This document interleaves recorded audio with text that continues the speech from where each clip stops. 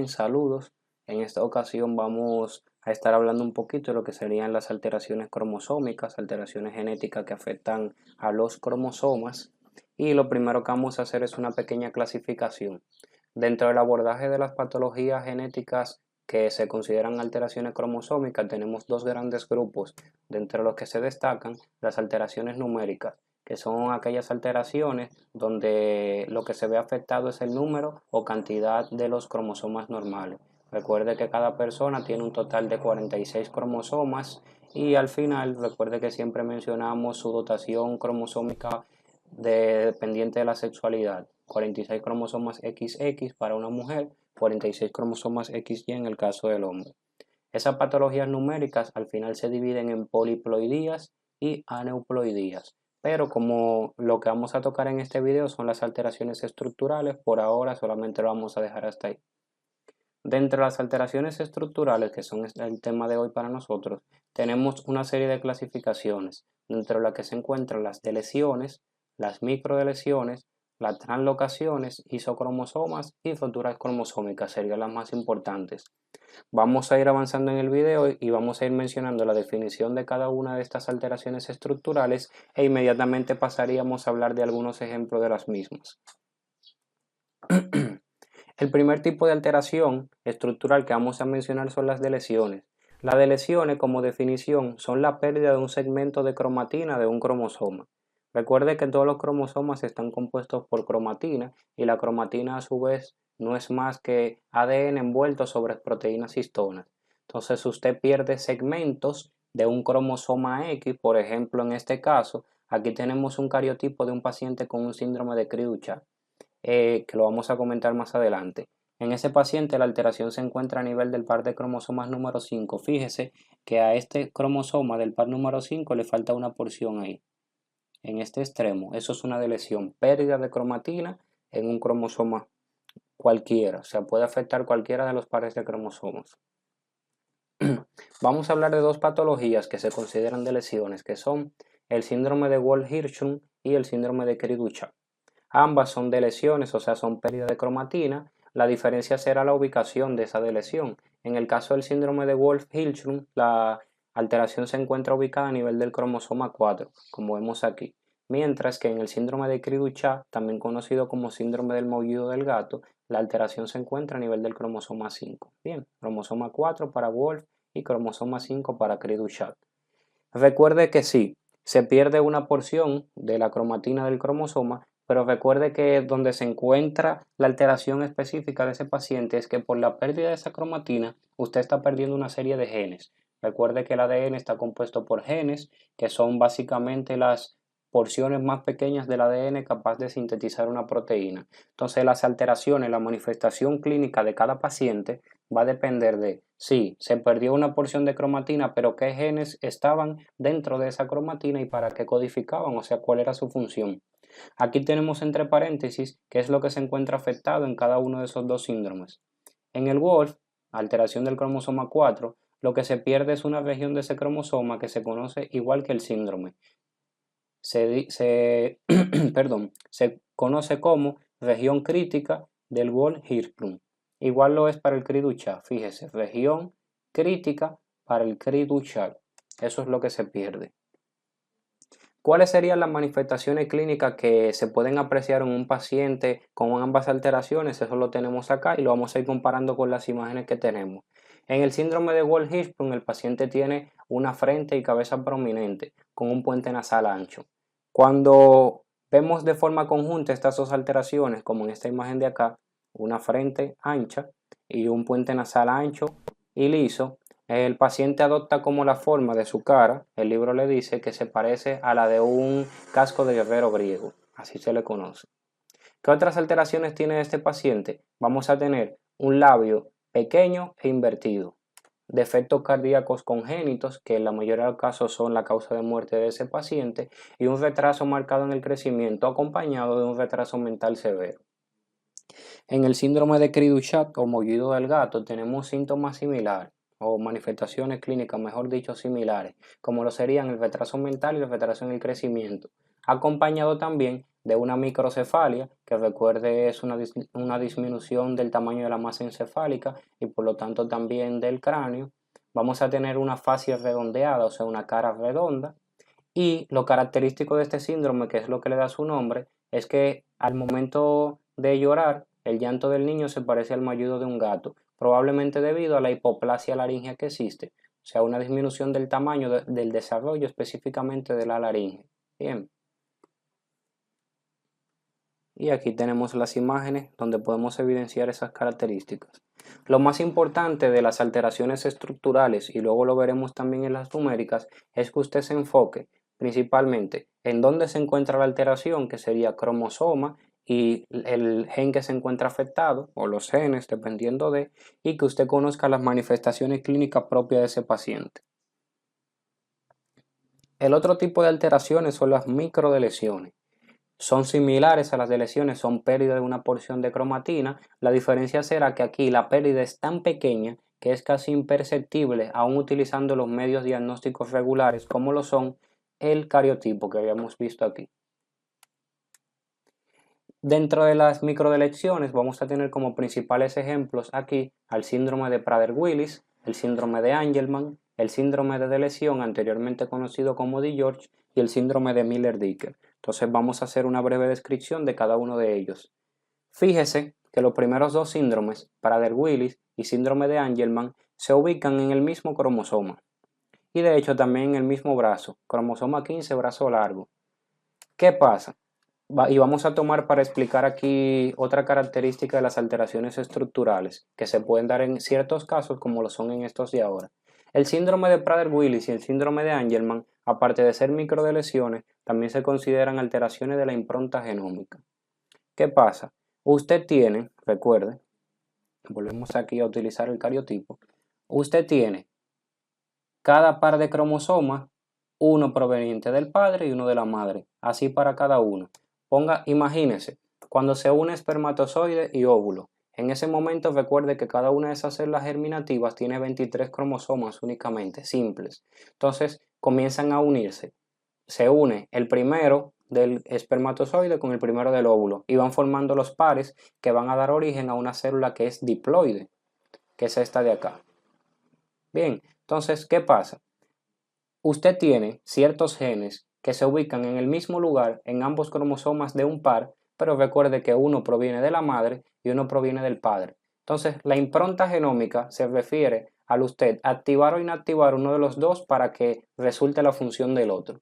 ¿Qué pasa en el caso del síndrome de Prader-Willis y del síndrome de Angelman? Bueno, básicamente que si usted inactiva uno de los genes que se ubican ya sea en el cromosoma de la madre o del padre, el paciente manifestará una clínica diferente. Y eso deja en evidencia que, aunque dos cromosomas de un mismo par tengan genes en las mismas regiones, esos genes, dependiendo de si vinieron del padre o de la madre, tendrán funciones diferentes, totalmente diferentes. Y lo podemos ver evidenciado acá. Usted tiene una alteración en el cromosoma 15, en el brazo largo, en la misma región que se conoce como región crítica Prader-Willis-Angelman, como se ve acá. ¿Cuál será la diferencia? Siempre tenga pendiente, me produjo la microdelección en ese cromosoma 15, pero en el que vino del padre, entonces se produce síndrome de Prader-Willis. Usted se lo aprende ahí, Prader, padre. En el síndrome de Angelman se produce una microdelección de nuevo en el cromosoma 15, en el brazo largo, en la misma región, pero en el cromosoma de ese par que vino de la madre. Téngalo pendiente. Algo más que debemos comentar acá, en el caso de lo que son la impronta genómica, y es que el síndrome de Prader-Willis y el síndrome de Angelman también se pueden producir debido a un fenómeno que se denomina disomía uniparental.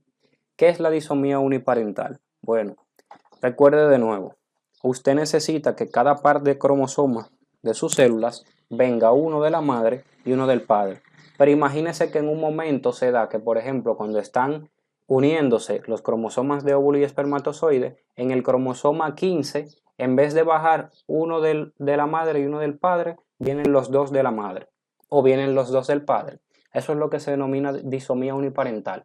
Entonces, si usted toma en ese par de cromosomas número 15 y ambos de la madre, es como si usted hubiese hecho una delección del cromosoma paterno. Entonces, ese paciente va a manifestar un síndrome de Prader-Willis. Si usted toma los cromosomas ambos del padre, es como si usted hubiese hecho una delección de esa región de la información materna y eso va a dar como resultado un síndrome de Angelman. Entonces, esos son dos conceptos que usted debe tener siempre pendiente con relación a Prader-Willis y Angelman. Recuerde, la impronta genómica, el marcar la inactivación de ciertos genes en regiones específicas de los cromosomas, dependiendo si vienen del padre o de la madre, y la disomía uniparental, que es cuando los dos cromosomas de un par vienen de un mismo progenitor, ya sea la madre o el padre, dando como resultado una delección del cromosoma del otro progenitor. Bien, entonces esas serían las dos formas de producirse.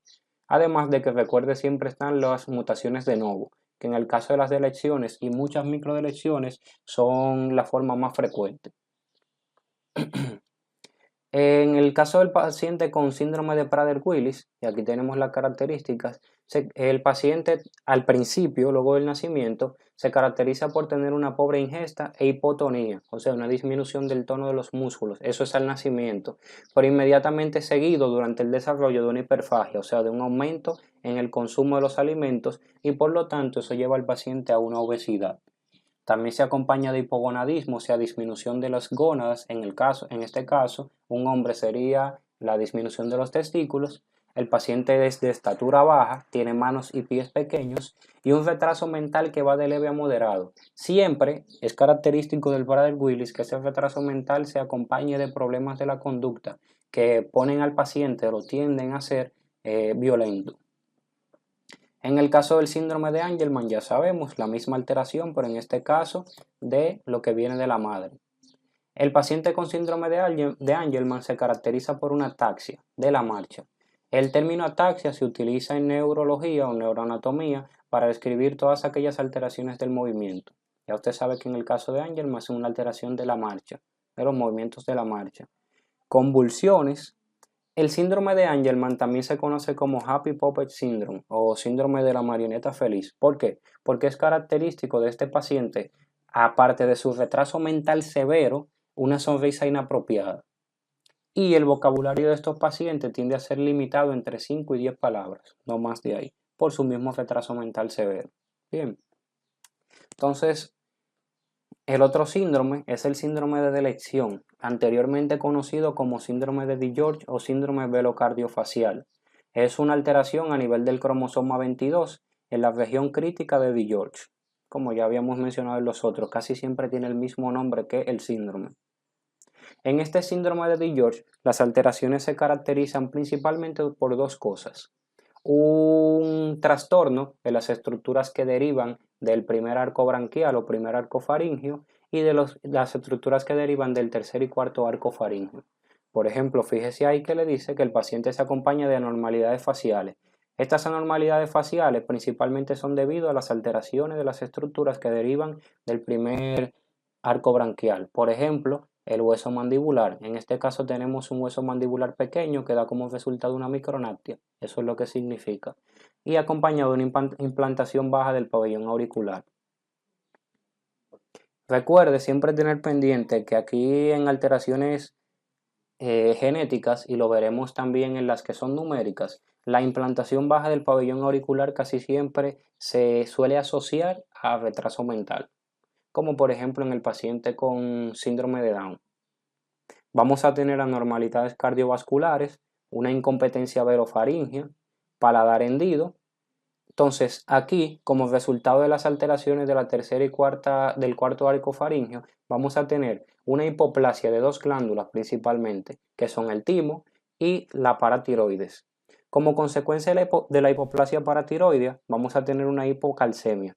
Recuerde que las glándulas paratiroides que se ubican detrás de la tiroides se encargan principalmente de la regulación de dos cosas, que son calcio y fósforo. Por lo tanto, si usted tiene una hipoplasia, recuerde que el término hipo significa disminuido, bajo, y el término plasia sería para el desarrollo. Usted tiene una glándula paratiroides poco desarrollada, por lo tanto poco funcionante, no puede regular los niveles del calcio, estos disminuyen, hipocalcemia. En el caso del timo, como hay una hipoplasia, eso se acompaña de inmunosupresión o depresión. ¿Por qué?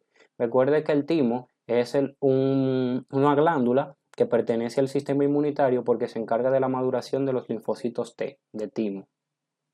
Bien, tenemos entonces por último al síndrome de Miller-Diecker. El síndrome de Miller-Diecker es una alteración del gen LIS1 ubicado a nivel del cromosoma 17. Ese síndrome de Miller-Diecker es casi siempre incompatible con la vida, el paciente tiene una muerte temprana y se acompaña como características principales microcefalia, ya dimos la definición anteriormente, y lisencefalia. Aquí tenemos una imagen para describir un poquito lo que sería esa lisencefalia. Recuerde que la superficie externa de la corteza cerebral presenta una serie de giros que también llamamos circunvoluciones, que son estas de aquí. La imagen superior aquí es un cerebro normal. La imagen inferior es uno con lisencefalia, como en el paciente con síndrome de Miller-Diecker. Tener pendiente un detalle, y es que estos giros o circunvoluciones se desarrollan a partir de la semana 28 de gestación. Entonces es bueno que tenga pendiente ese detalle para que no se confunda la superficie externa de un cerebro de un paciente prematuro, que si nace antes de las 28 semanas todavía no va a haber desarrollado los giros o circunvoluciones, no lo vaya a confundir con un paciente con síndrome de Miller-Diecker. Bien. Las siguientes alteraciones se denominan translocaciones. Una translocación es la rotura e intercambio de segmentos de dos cromosomas. Imagínese que usted tiene, vamos a volver a esta imagen de acá, por ejemplo, usted tiene estos dos cromosomas. Esos cromosomas se pueden romper como está este de acá y lo puede hacer el otro de al lado e intercambiar segmentos, ligarse, mezclarse. Entonces, ¿qué pasa? Las translocaciones pueden ser de varios tipos. El primer tipo que tenemos acá son las translocaciones robertsonianas. ¿Qué es una translocación robertsoniana? La misma definición, rotura e intercambio de segmentos de cromosomas, pero específicamente de cromosomas que son del tipo acrocéntricos, como es el cromosoma 21. Bien, importante que usted tenga pendiente que la principal patología que se asocia a translocaciones robertsonianas es el síndrome de Down. O sea, una de las explicaciones del síndrome de Down, aparte de mutaciones de novo y de la no disyunción que luego veremos en las alteraciones numéricas, también son las alteraciones o translocaciones robertsonianas. ¿Qué pasa? La translocación en sí no es una afectación para el propio paciente, sino para su generación futura.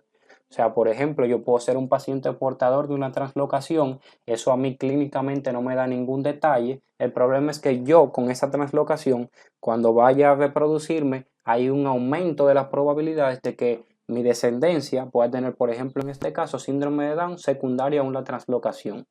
Bien, ¿qué pasa en la translocación? Usted tiene el intercambio de segmentos del cromosoma, que casi siempre es la unión de los cromosomas de los brazos largos, y los brazos cortos se pierden. No hay ningún problema, como le dije, en el caso de que yo tenga la translocación, porque en los brazos cortos casi siempre lo que hay es ADN que no tiene función vital. Entonces, aunque se pierda, no da una manifestación clínica evidente. Ahora, yo tengo unidos dos brazos largos de dos cromosomas diferentes. Cuando yo lleve eso a mi generación futura, yo aporto. Cuando aporte ese cromosoma, no estoy aportando uno, sino dos, porque recuerde que son dos brazos largos de dos cromosomas diferentes unidos en el medio, en el centrómero. Y la esposa va a dar su cromosoma normal, entonces cuando usted ve la carga genética como tal, en ese par de cromosomas número 21 habría 3 cromosomas en vez de 2 y eso sería una trisomía 21 que es síndrome de Down. Bien. El otro tipo de translocación son las translocaciones recíprocas, donde segmentos de cromosoma se intercambian de forma igualitaria. Un segmento se va para el otro y el otro viene en sentido contrario, dando lugar a dos cromosomas nuevos con ADN mezclado. Entonces ahí estaría la diferencia. En la translocación robertsoniana, usted tiene como resultado un nuevo cromosoma con mezcla y la pérdida de los brazos cortos, y en este tiene dos nuevos cromosomas con ADN mezclado. Aquí tenemos, por ejemplo, a dos alteraciones hematológicas cancerígenas que son la leucemia promielocítica aguda, que es una translocación del cromosoma 15 y el 17, y la leucemia mieloide crónica, que es una translocación del cromosoma 9 y 22. Aquí tenemos los genes específicos que se han translocado. Un isocromosoma. Los isocromosomas ocurren cuando un cromosoma se divide, no de forma longitudinal como deben hacerlo. Recuerde, vamos a poner esta imagen de acá. Los cromosomas al momento de dividirse tienen que hacerlo de forma longitudinal a nivel del centrómero. En el caso de los isocromosomas, la división ocurre de forma transversal, como lo es acá. Entonces usted está dividiendo ese cromosoma en dos mitades, una mitad superior y una mitad inferior. Importante simplemente aquí que usted tenga pendiente que hay formas isocromosómicas que se suelen asociar al síndrome de Turner, el isocromosoma X. Bien, luego cuando hablemos de las alteraciones numéricas volveremos a mencionar esta parte. Recuerde que el síndrome de Turner es la única alteración monosómica viable con la vida, compatible con la vida. Mire aquí por ejemplo, tenemos la gametogénesis, gameto 1, 2, óvulo espermatozoide se unen y forman el cigoto. Estas eran células haploides, esta es una célula diploide. Esta se va a dividir, recuerde, aquí dice división posigótica, va a comenzar a dividirse mediante mitosis, se multiplica. Mire aquí por ejemplo, se multiplicó y esa multiplicación entonces da origen a dos nuevas células. Pero fíjese que en esta multiplicación de acá, estos dos cromosomas de aquí se han unido. Se dividió a la mitad y se unió. Fíjese que esa unión entonces da lugar a un cromosoma nuevo, un solo. Por eso decimos que esos cromosomas suelen tender a la pérdida de un cromosoma, por lo tanto da origen, por ejemplo, en este caso al síndrome de Turner, que es una monosomía. Usted perdió un cromosoma, le queda uno solo de ese par. Por último, vamos a hablar un poquito de lo que sería la fractura cromosómica. Como su nombre lo dice, simplemente el cromosoma, la estructura, la cromatina que forma ese cromosoma, se va a romper, se va a lesionar. Puede ser debido a múltiples factores, dentro de tenemos ahí principalmente la exposición a luz solar por la radiación ultravioleta, la irradiación, la radiación ionizante y los agentes que destruyen los enlaces del ADN, o sea que afectan o dañan el ADN en sí. Puede haber diferentes alteraciones dentro de la depuración del ADN y la deaminación, por ejemplo, en el caso de la citosina y uracilo o de los dímeros de pirimidina, como es en el caso del seroderma pigmentoso. Entonces, dentro del primer ejemplo que tenemos, que es el seroderma pigmentoso, fíjese que es una alteración o una rotura cromosómica a nivel del cromosoma 9. En ese cromosoma 9 se ve afectado un gen que se denomina XPC, que es gen seroderma pigmentoso. Bien, entonces, ¿qué pasa? El paciente con seroderma pigmentoso, por esa afectación a nivel de ese gen del cromosoma 9, tiene una incapacidad para hacer un sistema de reparación que se conoce como enzima reparadora por excisión de nucleótidos, lo que lleva a que ese paciente tenga una incapacidad para remover los dímeros de pirimidina que se van formando y por lo tanto lo hace ultra sensible a la exposición por rayos UV, por rayos ultravioleta a la luz solar. ¿Cuáles son los hallazgos que podemos encontrar en un paciente con seroderma pigmentoso? Lo primero es esa hipersensibilidad a la luz solar por los rayos UV que contiene y eso le produce al paciente severas lesiones a nivel de la piel. Esas severas lesiones de forma constante van a aumentar la predisposición del paciente a padecer de cáncer de piel, de los tipos melanoma o carcinoma de células escamosas y basales. Por esto los pacientes, casi todos, mueren aproximadamente a los 30 años de edad, por el aumento de la incidencia de los cánceres de piel. La segunda patología que tenemos es la ataxia telangiectasia. La ataxia telangiectasia es una alteración a nivel del cromosoma 11, como vemos acá. Se ha mutado el gen de ataxia telangiectasia. Recuerde que casi siempre el gen adopta el mismo nombre de la patología subyacente. ¿Qué podemos encontrar en este paciente? Vamos a ver una hipersensibilidad, pero en este caso no a los rayos UV, sino a la radiación ionizante. El paciente también como manifestación clínica se acompaña de ataxia cerebelosa. Recuerde el término ataxia, dijimos es una alteración del movimiento, en este caso por una lesión cerebelosa, que es una de las estructuras encefálicas que controlan el movimiento. Eso mismo también lleva al paciente a padecer de nistagmo, que son movimientos oculares involuntarios, una voz arrastrada y una telangiectasia característica a nivel oculocutáneo. El paciente también se acompaña de inmunodeficiencia, inmunocompromiso, por lo que eso también aumenta la mortalidad y casi todos mueren aproximadamente en la segunda década de vida. Por último, tenemos lo que es la anemia de Fanconi. La anemia de Fanconi, una alteración del gen FA ubicado en el cromosoma 16, y como principales hallazgos vamos a encontrar una baja estatura, podemos ver manchas hipopigmentadas. Esas manchas hipopigmentadas de color café con leche que también se asocian a otras alteraciones que ya hemos visto, como son la neurofibromatosis tipo 1. Van a tener hipogonadismo, como vimos en el caso del síndrome de Prader-Willi, recuerde, una disminución del tamaño de las gónadas. Vamos a tener microcefalia y una hipoplasia o aplasia del pulgar, característico de la anemia de Fanconi. Lo veremos en una imagen ahora más adelante. Vamos a tener malformaciones renales, principalmente una agenesia renal que no existe un riñón, por ejemplo. Esa agenesia renal puede ser unilateral, que se va un solo riñón, no existe uno, o puede ser bilateral, donde el paciente no tiene ninguno de los dos riñones y eso es un caso incompatible con la vida. O podemos tener una alteración estructural del riñón que se denomina riñón en herradura, que es que los polos inferiores de los riñones están unidos por debajo de la arteria mesentérica inferior. Está más predispuesto a padecer de leucemia aguda y anemia plástica y tumores de cabeza y cuello y el meduloblastoma. Entonces, en estas imágenes, por ejemplo aquí, podemos ver las lesiones características cutáneas del seroderma pigmentoso. Estos son los serodermas. Bien, en el caso de la ataxia telangiectasia, mira aquí la ocular. Y en el caso del paciente con anemia de Fanconi, mire aquí la hipoplasia del pulgar y mira las manchas café con leche. Bien, esto sería todo con relación a las alteraciones estructurales.